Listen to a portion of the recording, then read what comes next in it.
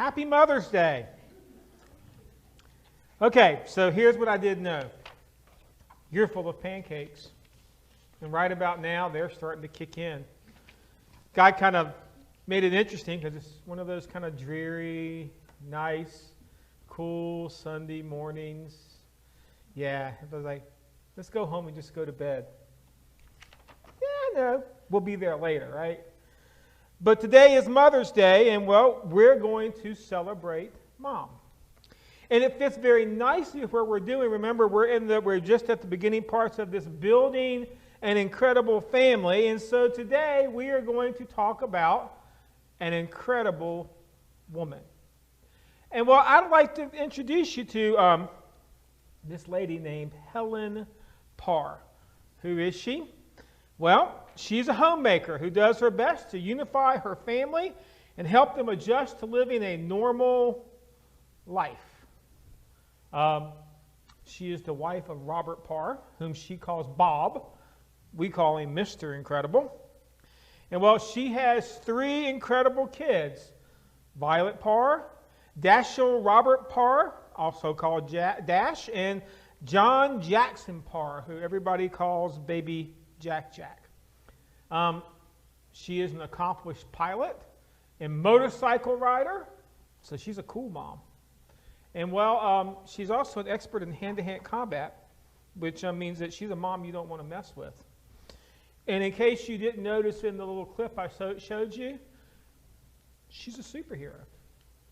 Her code name is Elastigirl, and well, she has superhuman elasticity. She can stretch as far as she wants. She has superhuman agility. She can bounce and jump and run and do all of these things. She has enhanced strength. Did you see her throw that pothole? You know how much those things weigh? They're kind of a heavy thing that you have to deal with there. She can shapeshift. You notice when she was rescuing her kids, she turned into a parachute to bring them down safely, because that's what she can do. She has superhuman durability.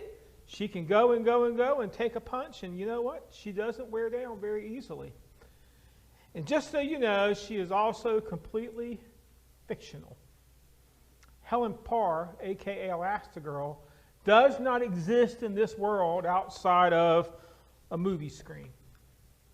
She's not here. So that leaves us with the question, since I can't use her, how do I figure out what makes an incredible woman?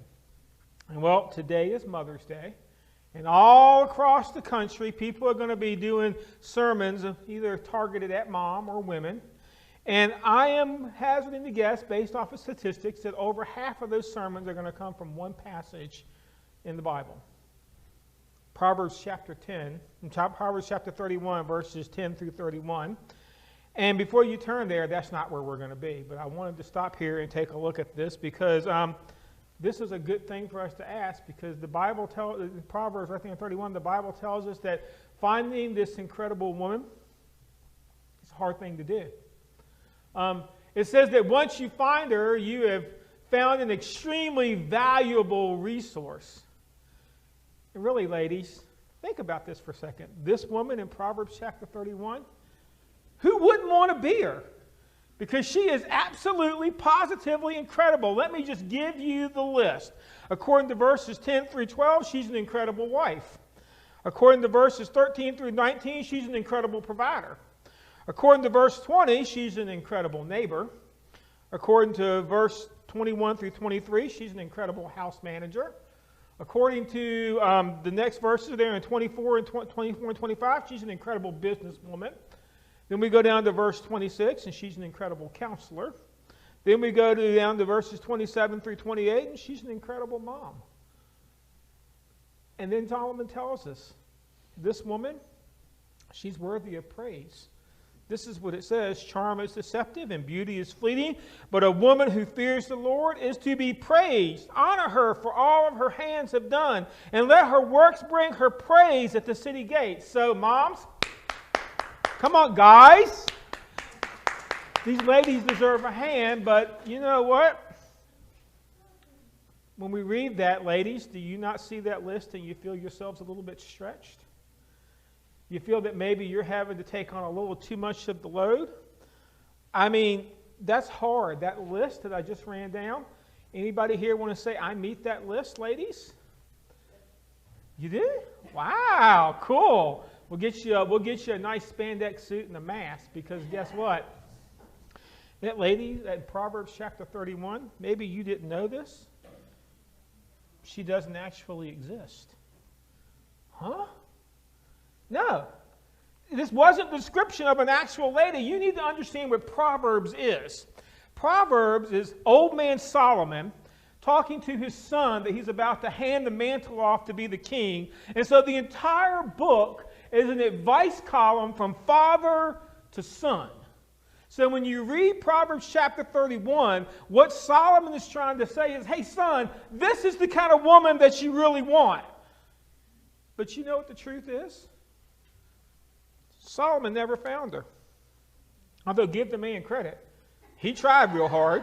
1 Kings chapter 11 verse 3 says, he had 700 wives of royal birth and 300 concubines, and his wives led him astray.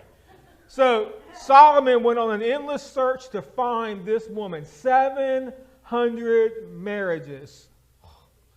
Man, that's a lot of marriages. And he had some women on the side too, because he never found her. You know why? Sorry, she doesn't exist. She's not there. There is no lady that could absolutely positively be that elastic. It's an unrealistic standard to think that she could stretch that far and be a mom and a wife and a businesswoman and a housemaker and a cook and a cleaner. And I realize ladies take on a lot of these roles, but think about it. Everybody has one that you don't do well. And everybody has a lot that you're probably like, I am so sick of doing this. I'm going to teach my husband to cook. I'm going to teach my husband to fold his own clothes, because you know what? I'm just stretched way too far. And you know what, guys? If she did exist, you wouldn't want to marry her, because you wouldn't be worthy of her.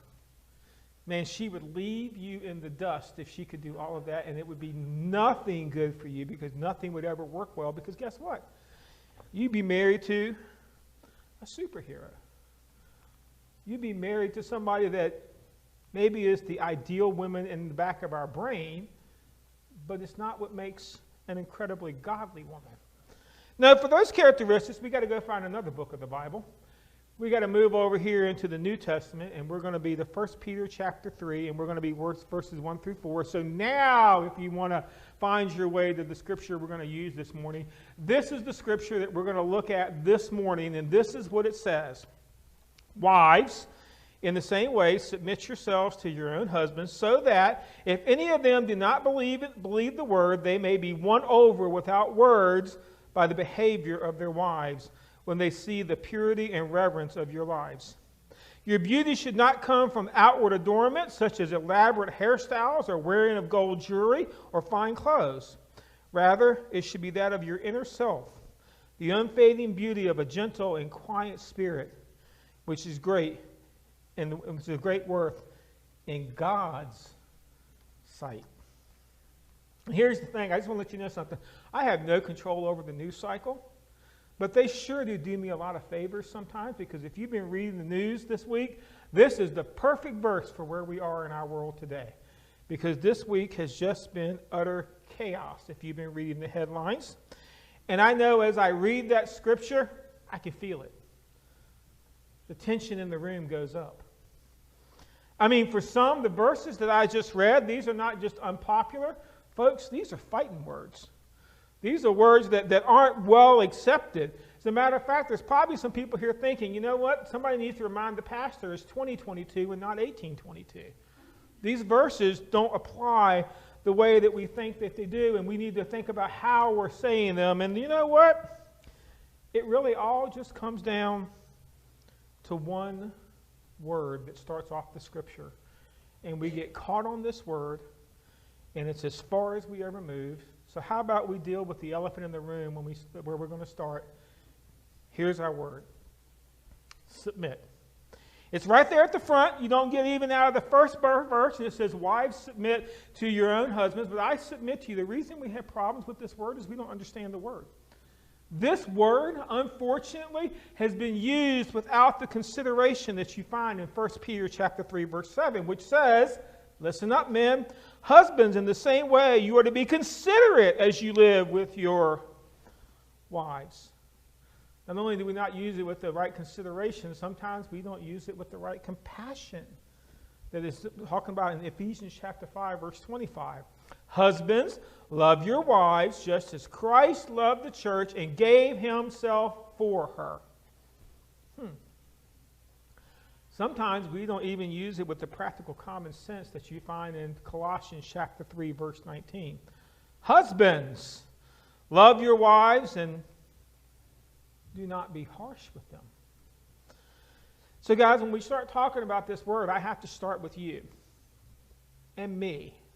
All those that consider themselves male and you're a husband, you have to remember, in short, gentlemen, we're the reason women have such a strong word against, such a strong opinion about this word. Because we are becoming a stumbling block to our wives because we have used the word as a weapon, trying to take control instead of using it as God intended it for nurturing. And well, there are many ladies that wish we were a little more nurturing in the way that we do this, and really it's just kind of the way it works, that we just can't follow the way that God wants to be. So how about we do this? I don't do this very often, but I'm about to change Scripture for you. I'm going to reread 1 Peter chapter 3, except for I am going to change one word. Listen carefully. Wives, in the same way, love your husbands, love your own husbands, so that if any of them do not believe the word, they may be won over without words by the behavior of their wives. When they see your purity and reverence of your lives, your beauty should not come from outward adornment, such as elaborate hairstyles or wearing of gold jewelry and fine clothes. Rather, you should be that of your inner self, the unfading beauty of a gentle and quiet spirit, which is great worth in God's sight. Which word did I change? Well, I changed it from the word submit. I changed it to the word love. And what I want you to understand that I didn't do anything wrong, because love actually is equal to submit, and submit is equal to love. As a matter of fact, love and submission are so inseparable, they're intertwined with each other. Much like last week, we talked about love and grace. Think about it this way. There is an idea here in Philippians chapter 2, verse 8, that the husband eventually, remember we read the verse where husbands were commanded to love their wives as Christ loved the church. And how much did Christ love the church? Well, it says that he gave himself for it. Be found in the appearance of a man. He humbled himself by becoming obedient to death, even to the death on the cross. So everybody here agrees that Christ is the head of the church, right? Therefore, the church is to submit to Christ. Anybody have a problem with that? Did you realize that Christ submitted first? Think about that for a second.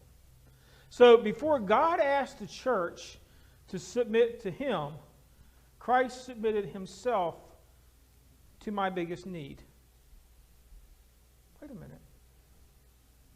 But Christ is the head of the church. Yeah. But the head submits to the body. It did. Isn't that the way that love is supposed to work?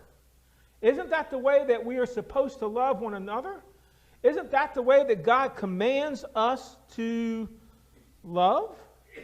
Think about it for just a second.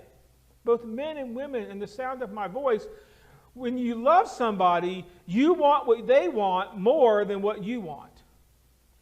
Don't believe me? Guys, you ever been to a ballet before? I have. You know how much I wanted to go to a ballet? Man, I'd rather go lick coal flagpoles in Minnesota in the middle of the winter. I'm not kidding you. I am not a ballet. So why'd you go? My wife likes ballet.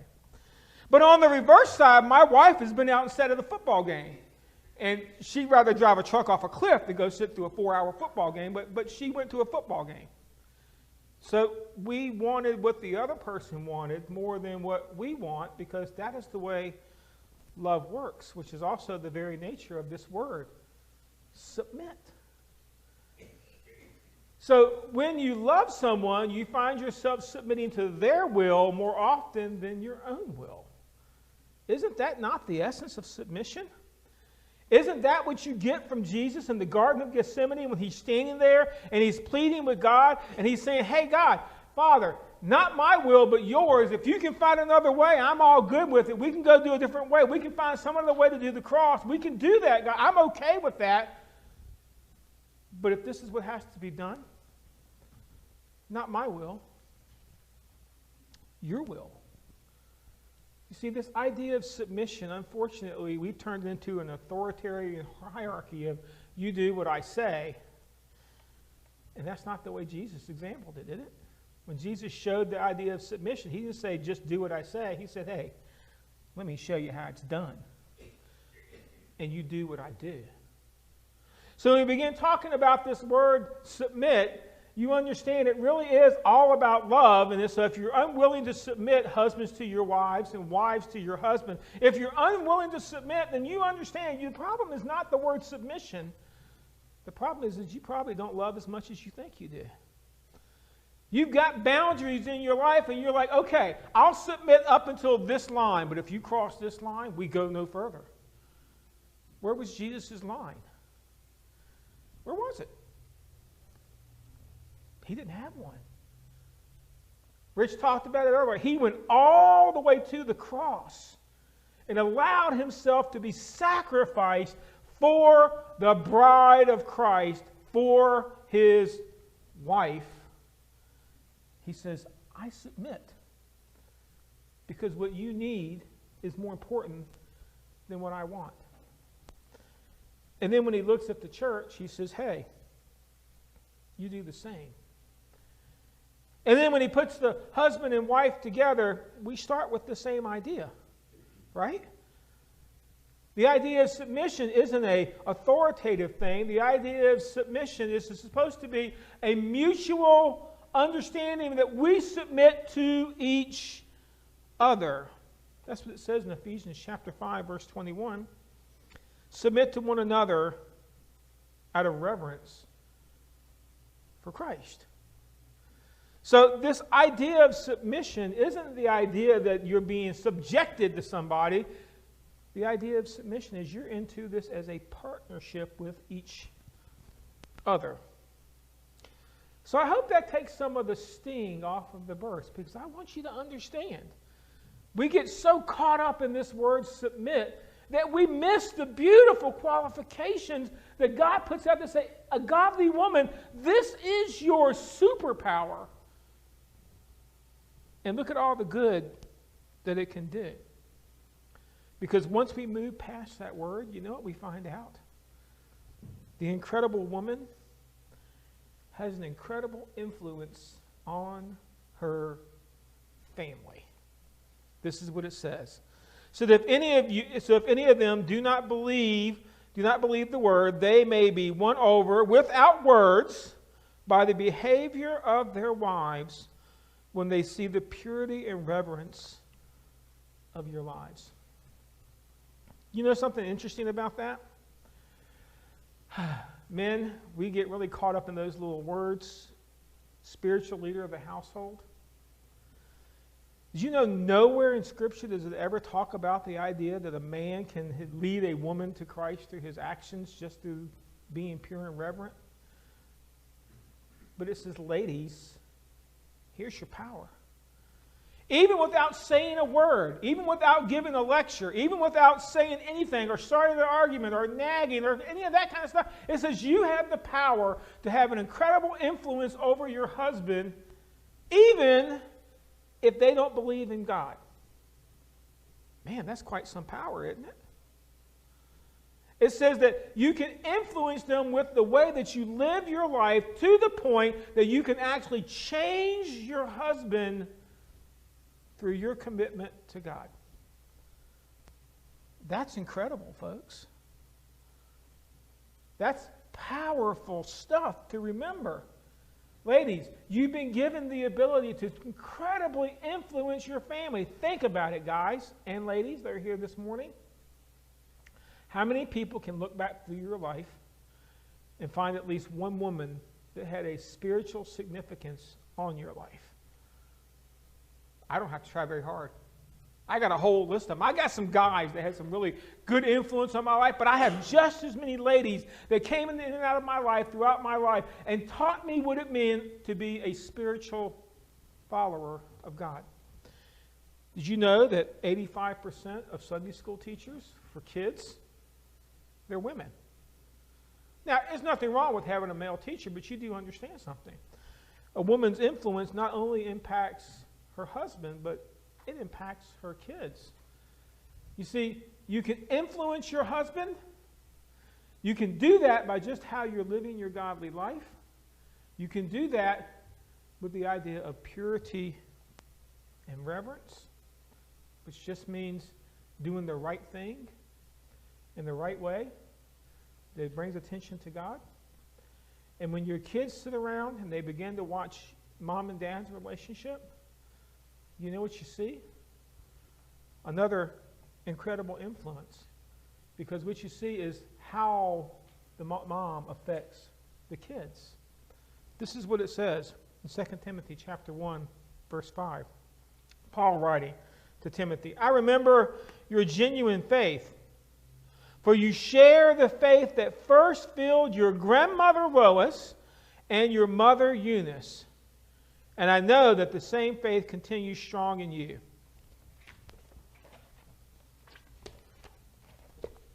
He's not here. Where's Dad? Dad probably had influence too. We'll talk. Dad, you get yours in a few weeks. Father's Day's coming, okay? You have your own sermon in this series. But you understand what's happening with the kids, right? Who was their influence of Timothy? Grandma. So that means if you're here today and you are a grandmother, you have the ability to affect the spiritual temperature of your grandchildren. If you're here today and you're a mom, then guess what? You have the ability to play a key role in affecting the spiritual temperature of your kids. Even when they're 30, 40 years old. How? By your life. Not your words. Not your lectures. They don't need to see that. What they need to see is an incredible woman that has incredible character. This is what it says, your beauty should not come from outward adornment and such an elaborate hairstyles and wearing of gold jewelry and fine clothes. Rather, it should be that of your inner self. I find a little comfort in this scripture because we are obsessed with physical. Nip it, tuck it, stuff it, lift it, paint it, cover it, cut it, dye it. We do all of these things. And here's the thing, it really doesn't help that much because it just eventually all wears out anyway, right? We have an ability to just take everything and make it physical for ourselves. And you know, I was a youth minister for 17 years, which for some reason God kept putting more girls in my youth group than guys. I don't know why, but he just did. But he gave me 2 sons because, you know, I've already done my time. Okay, I had a whole bunch of girls throughout my life. But here's the thing, as watching these young ladies grow up, I watched more than one generation come through the youth group. They struggle with this. We put so much attention on how we look, on the physical attributes, and you still see it in our society today. You don't even have to flip very hard on the television, and you see this idea. It's all about the physical. How do you look? How do the clothes fit? How do you wear your makeup? How do you cut your hair? And we've passed this on to our young ladies, and then we're wondering what's wrong with our society. It's because this is what we're teaching beauty comes from. Physical. Yeah, I just want to let you know there's nothing wrong with looking nice. But the incredible woman's beauty, that's not where it comes from. It comes from your character. That's what they tell us. Even old Solomon, when he is talking to his son, even he can get this one right. He tells him, charm is deceitful and beauty fades, but A woman who fears the Lord will be praised. That almost makes a nice little rhyme, doesn't it? You think Solomon maybe did that on purpose to give his son a slogan? Hey, son, you're going to be out there for a lot of time and you're going to see women, and let me tell you something, they're pretty. I mean, and you know what? They work hard at being pretty. They do.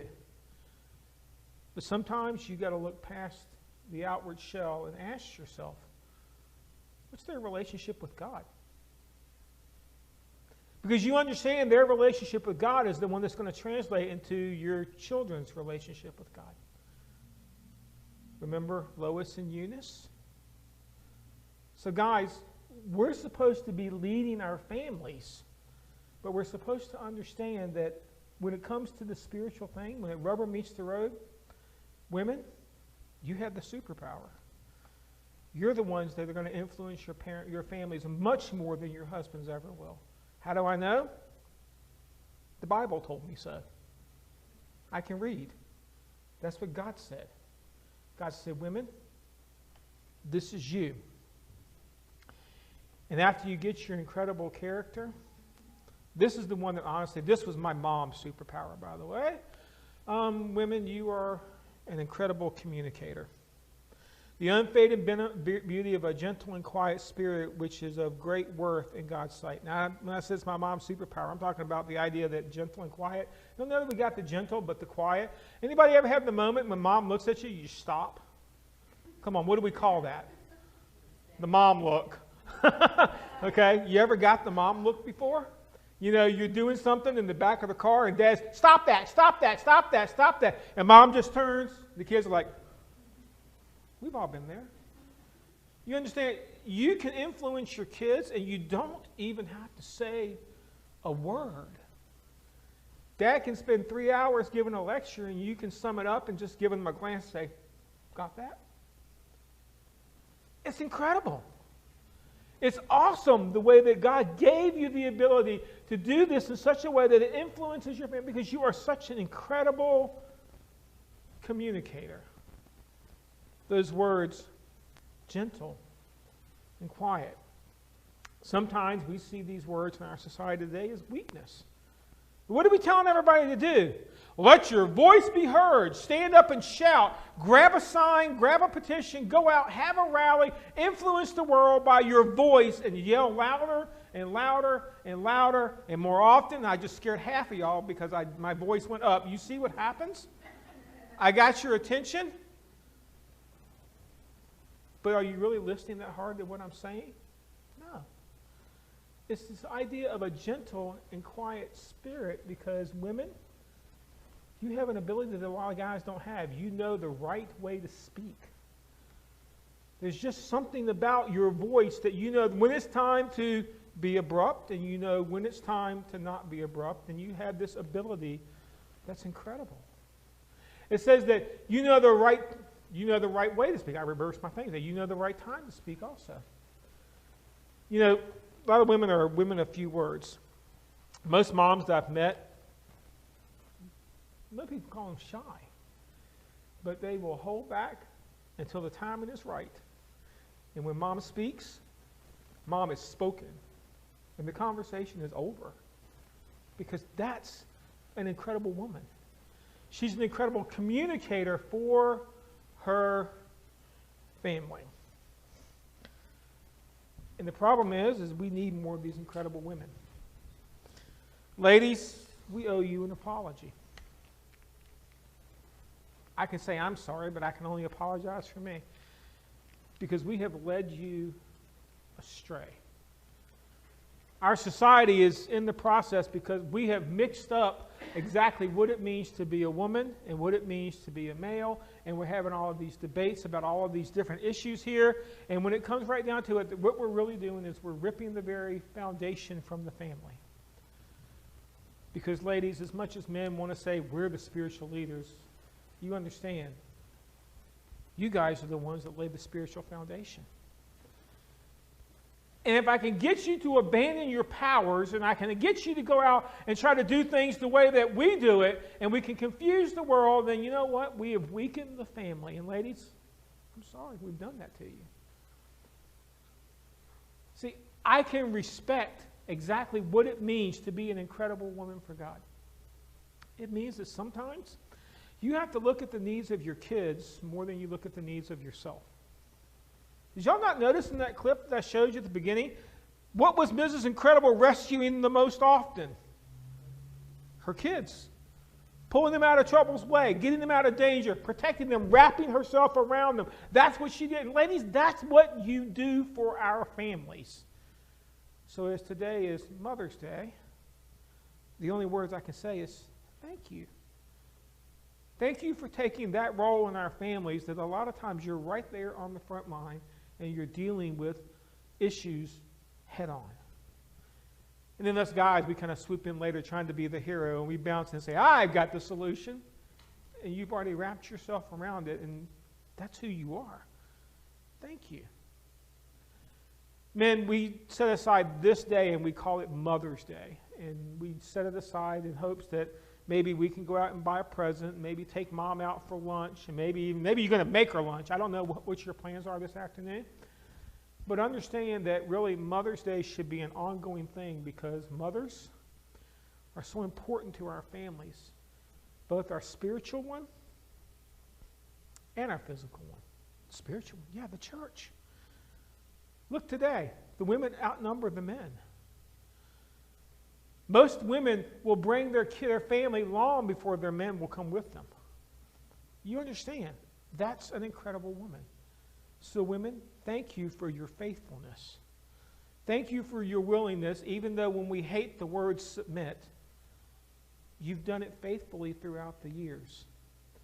Submitting yourself, making yourself available to your family, making yourself the incredible women that had incredible influence on this church through the generations. That's our sermon today is thank you, ladies. Don't stop doing it. Because there is a whole new generation out there that needs their incredible grandmothers, their incredible moms. Later on, the next generation will need you also. We have to be willing to pass that down.